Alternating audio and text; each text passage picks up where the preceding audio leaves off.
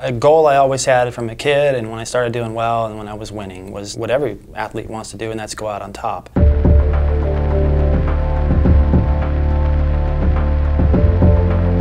I wasn't specific about how I wanted that to happen, and it in fact happened after my best year. Which was definitely a big blow to me personally. I'd probably have to say that I was never the same after David's injury. Time heals things and you keep going, but yeah, it was a tough time. I wouldn't say reality set in, it was more like, you know, the farthest thing from it for me, because I'm like, okay, well, I'll just get better. What had made me so successful and so consistent before with my ability to deal with adversity was now my greatest enemy, because I thought I could just get out of the situation.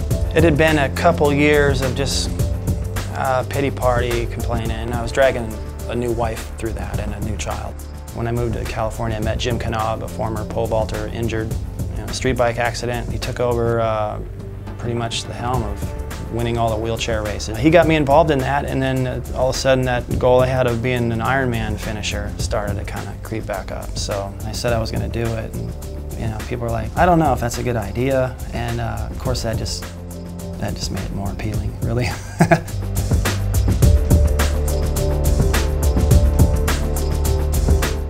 I figured I could finish the first year. I got third out of 4. The second year I went back, got second. I was leading and felt I should have won, had some physical issues and had to pull off.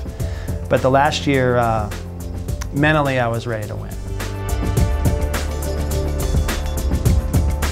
The guy I had to beat was a former Navy SEAL who'd won the previous 2 years. And on paper, he's the better man.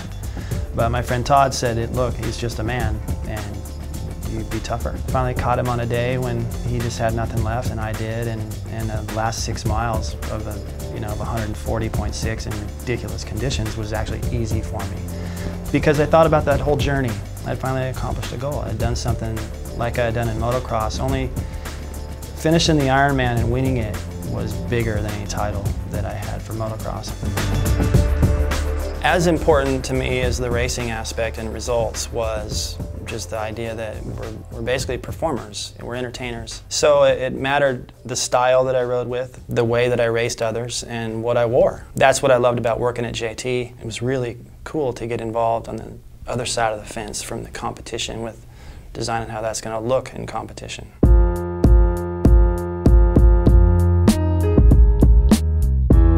I met David at JT Racing when I was at the time art director. John Gregory, the owner, just to say, hey, you know, Mark, David Bailey's coming down.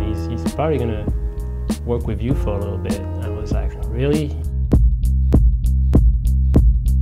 That's when we were both just learning computers, and we started working on a few projects, and he was just amazing. It's really cool to have that relationship with Mark and to see that he's got that same passion for some of the gear from the past. JT was the best gear, is what everyone wanted to wear. I came up with this bright orange deal. They wanted it to be for Brock Glover, who had worn pink the year before at a Supercross in LA. And they wanted to do something else, and Brock wasn't into it. And so I saw the material laying on the floor, and it was super bright fluorescent orange, and the Rose Bowl Supercross was coming up that weekend, last round. And I said, you make that for me and I'll wear it. When that orange gear came out, I don't think anybody thought that it would have the impact that it had. First you thought, whoa, you know, what is that? And is anybody going to wear that? You know, I had to race against that stuff. It was so bright and so flamboyant, but that's what David wanted. He created a style, basically. When we started doing helmets, we had this idea of doing a replica helmet. And I said, why don't we do some graphics with that? And it was a nice kit.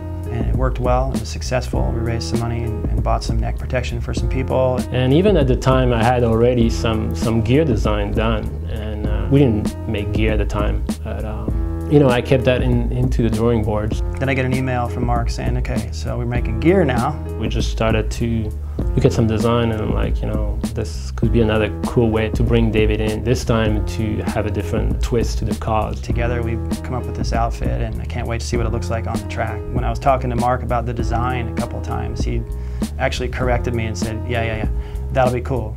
But what's cool is that we're going to be able to help a lot of people. Last year, everything changed. The market, the industry, the sport. At One Industries, we're focused on growing our business, but I wanted to take a step back and do something to help people a little less fortunate than the people that work at One. Mark and David ultimately ended up designing a full range of apparel, pant, a jersey and gloves, and a brand new helmet. The idea behind this is that we will sell those products and we will donate every penny generated from the sale of those products to David's cause. The David Bailey Project is meant not to help David Bailey. It's David Bailey's way to help others who are not as fortunate as him after their accidents. To remember that era, to remember David Bailey, to remember fluorescent orange and bright blue, and for such a great cause, I think it's awesome for the industry.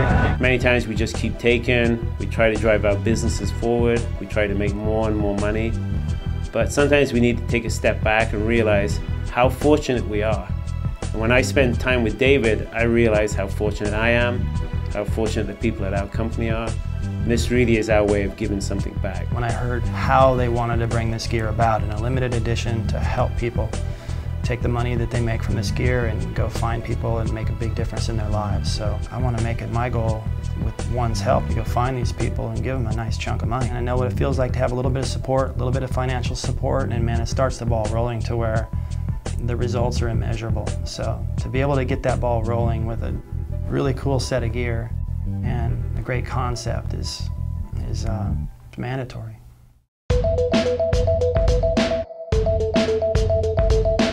He's a true champion. To do what he did, coming back and do the Ironmans and all that, it shows how much willpower, how much character he has. Didn't surprise me. Whatever David wanted to do, he still could do it. Those things mean a lot to David, and they should. I mean, if you take David Bailey's life after the injury, it's phenomenal.